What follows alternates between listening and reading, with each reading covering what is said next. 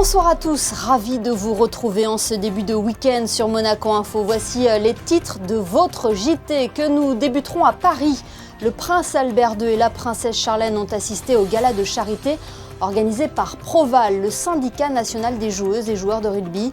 Nous y reviendrons dans quelques instants.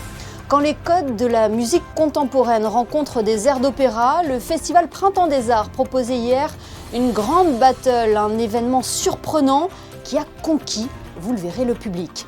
Dans ce journal également, nous recevrons Clémentine Golsal. La journaliste et critique littéraire est intervenue au centre hospitalier Princesse Grace dans le cadre des rencontres philosophiques pour aborder le thème de la maternité. Elle nous en dira plus. Et puis, c'est un loisir qui connaît un fort succès. Un laser game s'est installé le temps d'un week-end à l'espace Léo Ferré. Un jeu à la fois stratégique et très amusant. Direction Paris pour débuter ce journal où leurs Altesses Sérénissimes, le prince Albert II et la princesse Charlène ont assisté au gala de charité organisé par Proval, le syndicat national des joueuses et joueurs de rugby. En sa qualité de présidente de la Fédération monégasque de rugby, la princesse Charlène a pris la parole lors de cette soirée dont les fonds récoltés serviront à soutenir les joueuses et joueurs en difficulté. Nos correspondants à Paris, Justin Adel et Jérémy Henry, reviennent sur cet événement. Ils sont nombreux à avoir répondu présent. Ces acteurs du rugby français et international ne pouvaient louper la deuxième édition du gala de charité organisé par Proval, le syndicat des joueurs et joueuses de rugby français. Ce même syndicat qui a créé en 2023 Proval Solidarité, un fonds destiné aux adeptes du ballon ovale en difficulté. Et le soutien du couple princier dans cette démarche est loin d'être négligeable. Il y a vraiment, j'ai envie de dire, cette envie du couple princier de donner de l'énergie et c'est surtout le cœur qu'ils y ont mis. Pour nous, d'avoir un soutien comme celui-ci est primordial pour pouvoir faire entendre les problématiques qu'on rencontre au quotidien. Parce qu'il faut se rappeler que le rugby, c'est des carrières éphémères, donc c'est court et il faut vraiment continuer à les défendre. Et d'avoir ce soutien-là, c'est important pour nous, on les remercie réellement. Leurs Altesses Sérénissimes, le prince Albert II et la princesse Charlène, anciens sportifs de haut niveau, ne peuvent que comprendre ces problématiques. Il était pour eux essentiel d'aider à l'accompagnement des sportifs dans leurs moments de fragilité. C'est donc de vive voix et dans ce sens que la princesse Charlène s'est adressée aux invités avant le début du repas.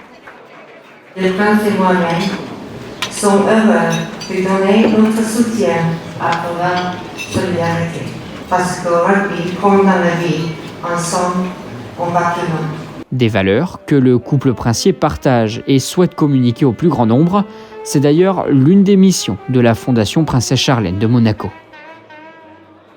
Proval souhaite ainsi faire de ce rendez-vous un pilier annuel du sport solidaire en France, tout en fédérant des partenaires et en offrant des solutions concrètes à celles et ceux qui en ont besoin. Une soirée qui a notamment été marquée par une vente aux enchères dans laquelle on pouvait retrouver des œuvres d'art, mais aussi des lots prestigieux en lien avec l'histoire du rugby et le monde du sport. Le tout avec l'objectif de faire mieux que l'an dernier, soit 114 000 € de gains. Et les organisateurs auront réussi à faire mieux que l'an dernier puisque la vente aux enchères organisée hier lors de ce gala de charité aura permis de récolter près de 124 000 €. En tennis, Valentin Vachereau et son cousin Arthur Rinderknecht se sont qualifiés pour la finale du double d'Indian Wells. Ils ont dominé en demi l'Indien Bambry et le Suédois Goransson, 7-5, 6-7, 10-5. Ils affronteront cette nuit en finale le Français Guinard et l'Argentin Andreozzi. C'est la deuxième fois que Valentin Vachereau et Arthur Rinderknecht se retrouvent en finale d'un Master 1000 en l'espace de 6 mois. Mais cette fois-ci, ils ne seront pas opposés comme à Shanghai, mais associés pour conquérir le titre. En Asie, les qualifications du Grand Prix de Chine ont créé de belles surprises. À seulement 19 ans, Kimi Antonelli a décroché une pole historique pour Mercedes. Charles Leclerc, deuxième de la course sprint hier, a signé le 4e temps des qualifs, juste derrière son coéquipier Lewis Hamilton. Un peu frustré, le Monégasque reste tout de même confiant pour cette course dont le départ sera donné ce dimanche à 8 h. Le festival Printemps des Arts ne cesse de nous surprendre. Hier soir, ce n'est pas un concert, mais une grande battle que nous a proposé l'événement au musée océanographique. Des joutes vocales sur des airs d'opéra autour du répertoire de Vivaldi. José Sacré revient sur ce moment très particulier.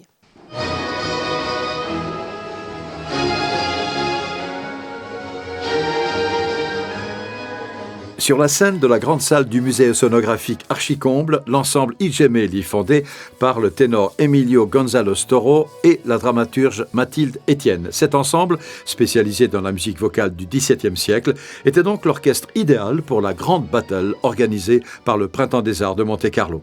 Il s'agit d'une battle. C'est une battle comme les battles de rap ou les battles d'improvisation. C'est-à-dire une joute, en fait, un duel entre deux chanteurs qui ont des voix différentes, un contre-ténor et un ténor. Donc c'est à la fois un clin d'œil à des mises en scène contemporaines comme le rap, mais ça fait aussi écho à une pratique qui est multimillénaire, puisque chez les Grecs déjà on faisait des concours de musique et notamment des concours de chant.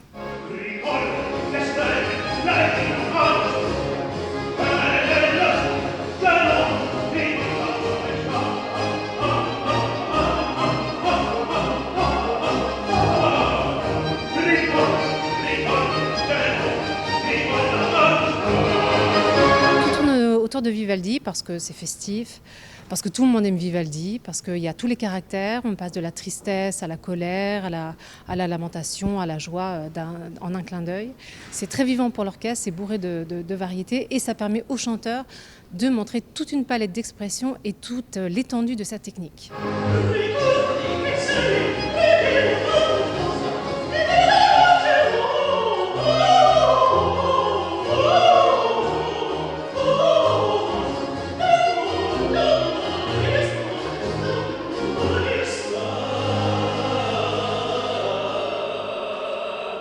Il y a un jury, c'est le public.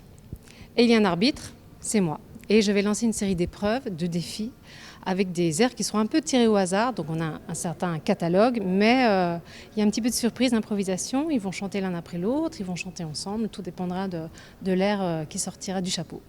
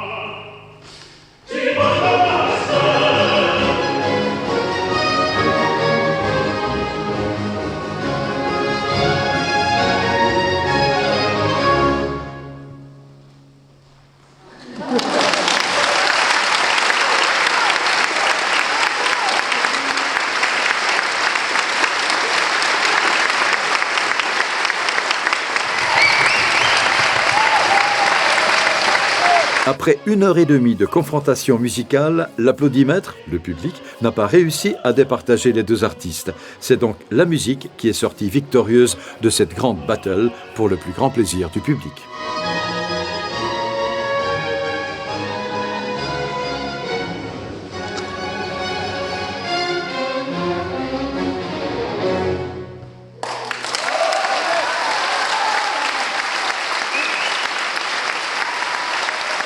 Et le festival Printemps des Arts se poursuit jusqu'au 19 avril prochain. L'ensemble de la programmation est à retrouver sur le site officiel de l'événement. Place à présent à notre chronique US qui vous emmène ce soir à la découverte de l'une des institutions culturelles la plus prestigieuse des États-Unis. Situé à San Francisco, le War Memorial a été fondé en 1932 et propose depuis ses débuts musique classique et spectacle vivant à un public san-franciscain réputé pour sa sensibilité aux arts. Tous les plus grands noms de la scène mondiale se sont succédés sur ces planches en compagnie de Thomas Horn, consul de Monaco à San Francisco et ancien président du War Memorial. Bastien Bory nous fait découvrir l'intérieur de ces bâtiments chargés d'histoire. Composé il y a 2 siècles, le Rosamunde de Schubert donne l'illusion d'un art immuable. Pourtant, aux États-Unis, les arts changent. Alors que le soutien politique de l'administration Trump fait débat, les aides publiques à la culture ne représentent plus que 10% des budgets, un modèle économique fragile car désormais trop dépendant de la billetterie et du mécénat. I think the biggest challenge right now is trying to increase our revenues and increase our rentals in a time period when the arts are under attack from a lot of different directions. I don't want to point specific fingers at any particular direction, but the arts they're in a difficult time right now. They're in a transition time, and I think us trying to still support those arts having a place to come and a place to perform and audiences to come see them is what we're trying to do here. Quand San Francisco décide dans les années 20 de construire ses édifices en hommage aux Américains tombés lors de la Première Guerre mondiale, opéras, symphonies, ballets et théâtres y trouvent leur scène. Et de cœur artistique de la Californie, le War Memorial devient celui du pays entier avant d'être secoué par un puissant séisme en octobre 89. Tous les immeubles, tous les bâtiments ont été gravement endommagés. Et ça a commencé un effort qui a duré plusieurs années de refaire, de point de vue sismique et théâtrical, tous les théâtres et tous les bâtiments.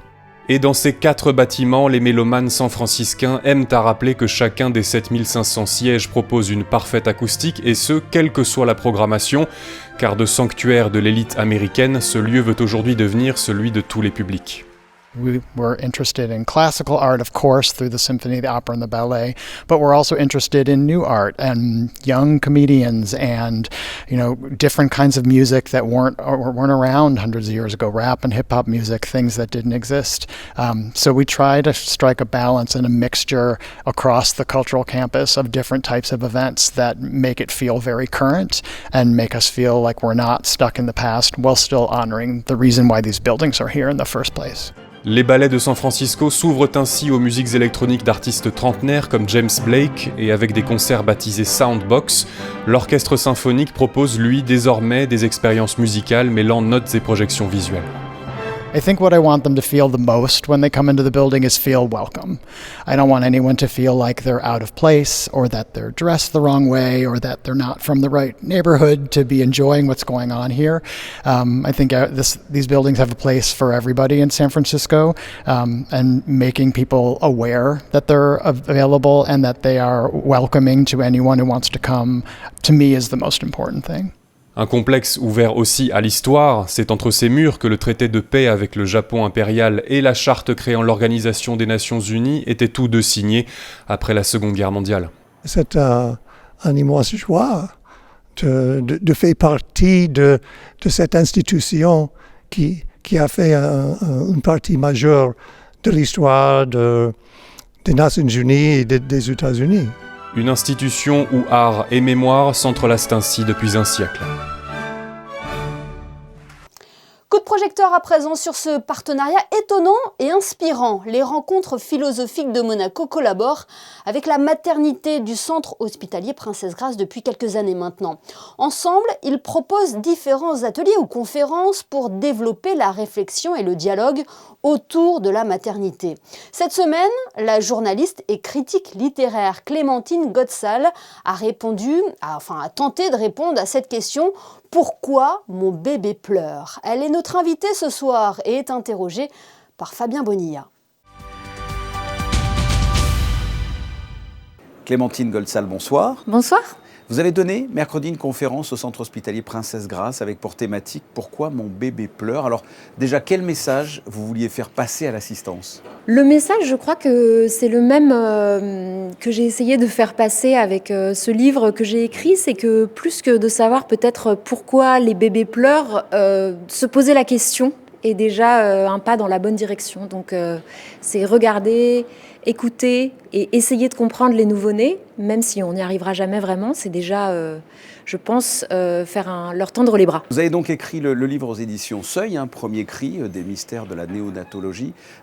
C'est un livre pour lequel vous avez fait 6 mois d'enquête à l'hôpital Necker. Expliquez-moi ça. En fait, je voulais regarder les bébés et les gens qui les soignaient. Et donc au début, je m'étais dit, je vais écrire un roman sur la pédiatre de mon fils, parce que je me posais beaucoup de questions sur ce qu'était son existence à cette femme qui soignait toute la journée des tout petits enfants, qui avaient des responsabilités énormes. Et puis en fait, le problème, c'est qu'il y a beaucoup de passages dans les cabinets de ville et que assez vite, je me suis dit qu'il y avait un endroit dans la médecine où les bébés et les nouveau-nés, surtout parce que vraiment, il y a quelque chose de très spécifique sur les nouveau-nés, les tout petits bébés, dans les premiers mois de la vie, il y a un endroit dans la médecine où il reste un petit peu arrimé à ses premières semaines, alors que quand on a un bébé bien portant, on sort de l'hôpital avec lui et on rentre à la maison et le bébé grossit et il devient très vite un bébé bien portant. En néonatologie, qui est donc le service de médecine qui prend soin des nouveau-nés, il reste et du coup ça permet de les observer sur le long terme. Et quel a été votre constat justement sur toute cette période, sur ces 6 mois ? Ah là là, c'est des constats. D'abord, j'ai constaté évidemment à la fois les souffrances de l'hôpital en tant qu'institution, la dévotion des équipes, la finesse de leur technique, de leur regard, de leur savoir. C'est un savoir vraiment très très très spécifique. C'est une médecine de pointe, la néonatologie. C'est une branche encore plus spécialisée de la pédiatrie. Et puis surtout en regardant les bébés, j'ai constaté l'incroyable complexité de leur communication au pluriel, dont en fait certains professionnels sont entraînés à lire, mais qui nous échappent pour la plus grande partie. Premier cri est un livre où vous racontez ce que vous y avez vécu, mais il y a aussi une forme de réflexion derrière tout ça. C'est plus philosophique. Ça n'est pas juste un témoignage sur cet hôpital. Non, pas du tout, parce que ce que je voulais, en fait, c'est vraiment, moi je suis journaliste, donc j'ai l'habitude de faire du reportage et en même temps je suis critique littéraire et puis je suis une personne qui aime bien essayer de trouver dans la littérature, dans la philosophie des réponses aux questions que je me pose, et donc je voulais vraiment que, à partir de l'observation de ces bébés et du cas très concret de l'hôpital, parce que l'hôpital c'est un endroit concret, il faut soigner des corps avec des mains de soignants qui eux-mêmes ont des corps et l'hôpital est un décor, mais à partir de ça, je voulais me donner la liberté en fait d'aller chercher toutes les réponses aux questions que le service me posait dans la littérature, dans l'art, dans la philosophie, dans la religion. Donc en fait, à partir de là, je me suis autorisée dans le livre, si vous voulez, à divaguer à la première personne, mais pas à divaguer de manière poétique, mais à me dire, tiens, ces enfants-là m'évoquent ça. Qu'est-ce que c'est que d'être un bébé malade ? Qu'est-ce que c'est que d'être un bébé ? Quelle responsabilité on prend quand on est un soignant et qu'on décide d'agir sur le corps de ces tout petits bébés? Qu'est-ce que ça doit faire de venir au monde dans ces conditions-là ? Voilà, donc toutes ces questions-là, je les pose. Pour la plupart, j'ai pas de réponse. Et c'est un livre sur la vie, mais aussi sur la mort. Vous vous attendiez à ça quand vous avez commencé à préparer cet ouvrage ? Je m'attendais à ça parce que moi, c'est mon tempérament, mais ça m'a semblé aussi très net moi-même quand j'ai été enceinte, que la question de la mort se posait très fort. Et puis ensuite, quand on accouche, enfin moi en tout cas, quand mon enfant est né, j'ai eu le poids instantané et très lourd que je donnais aussi, je donnais la vie et que je donnais la possibilité de la mort aussi. Et depuis d'ailleurs, la plus grande terreur maintenant de ma vie, c'est que mon enfant meure. Donc je trouve que oui, dans la naissance, le nouveau-né, il pose aussi cette question de la mort. Et surtout dans cet état fragile et incertain des tout premiers jours qui dure quand on est un enfant malade, il y a vraiment quelque chose de... C'est comme s'il y avait quelque chose d'indécis parfois chez ces bébés où à la fois on a envie qu'ils vivent, eux ont envie de vivre, mais j'ai vu aussi en néonatologie, il y a des enfants, il y a des bébés qui sont très malades et dont on s'accorde à penser qu'à un moment, peut-être c'est trop et que la vie qu'on leur propose, le futur qu'on peut leur offrir n'est pas désirable et que donc il y a des nouveau-nés qui meurent dans le service. À Necker, c'est des enfants particulièrement malades, donc il y en a... Voilà, mais c'est aussi, ça permet, je trouve, de se poser la question de ce que c'est qu'une vie bonne et de se dire, en fait, est-ce qu'une vie bonne, c'est forcément une vie longue ? Et les parents, certains parents m'ont dit, en fait, moi, mon fils, ma fille, il a vécu 12 jours, mais c'est une vie quand même. Et je trouve ça une idée très belle. Oui, c'est ce que vous allez garder peut-être de cette expérience ?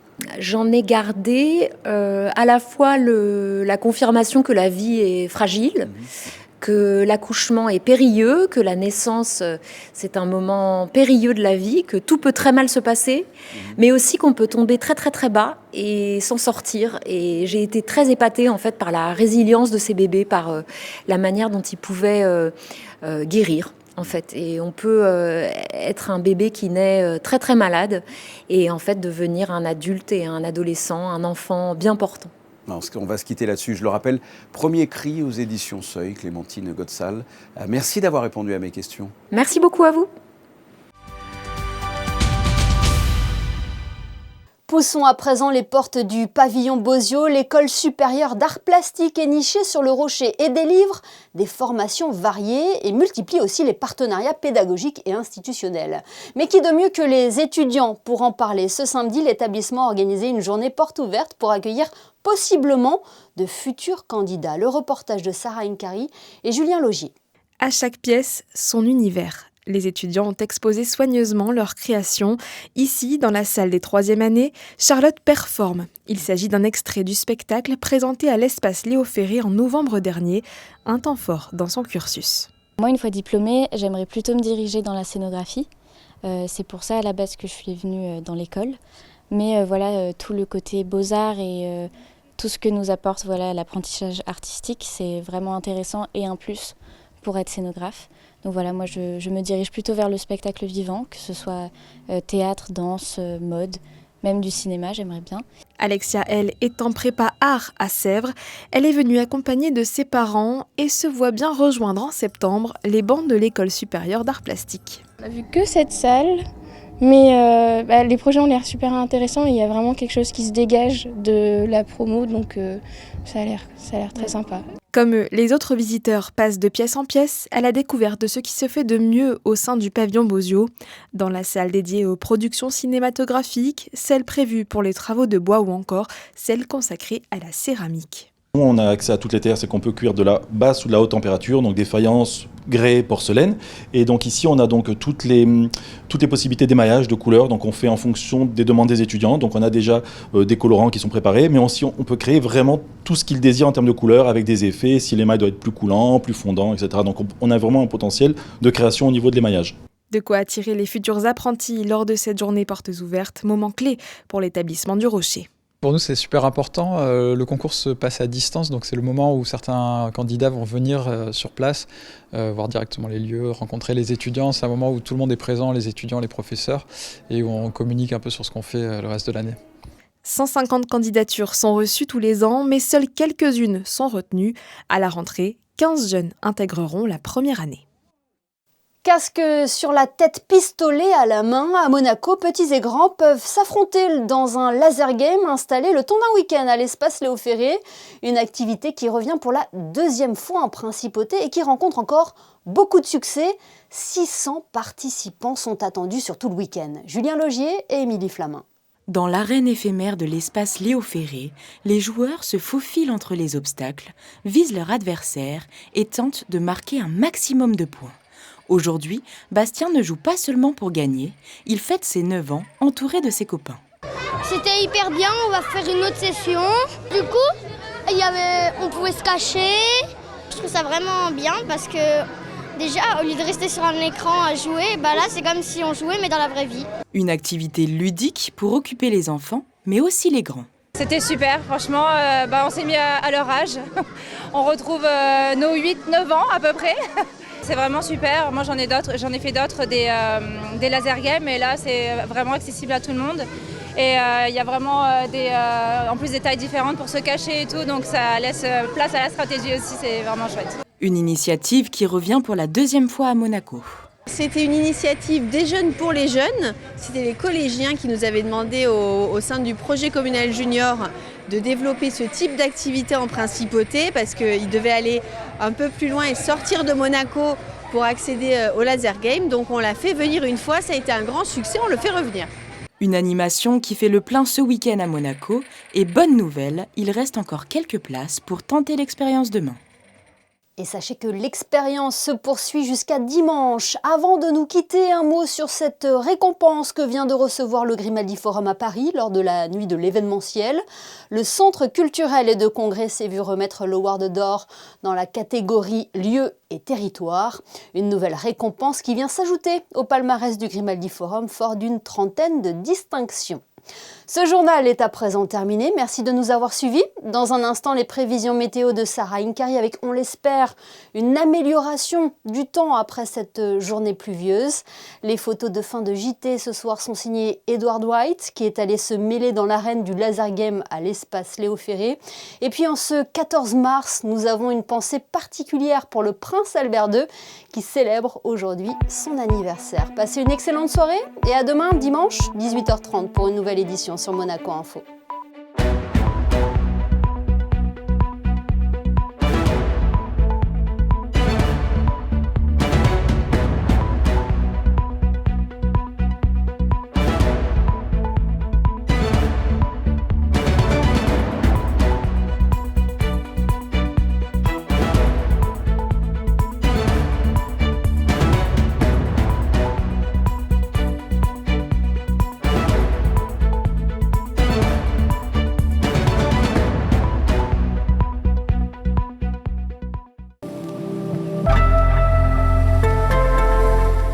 Bonsoir à tous, j'espère que vous avez passé une bonne journée malgré le temps maussade. Ne rangez pas tout de suite vos parapluies, ils seront utiles demain matin. Et oui, les averses se prolongent dans la nuit et à l'aube demain. En revanche, une accalmie est prévue en milieu de journée. Le soleil pourrait même faire une petite apparition en fin d'après-midi. Concernant les températures, pas de changement. Le matin, toujours 10 degrés, mais une belle embellie à partir de midi avec un thermomètre qui affichera jusqu'à 16 degrés. Attention toutefois au vent. Enfin ce dimanche, n'oubliez pas de souhaiter une bonne fête aux Louises. Très belle soirée avec nous sur Monaco Info.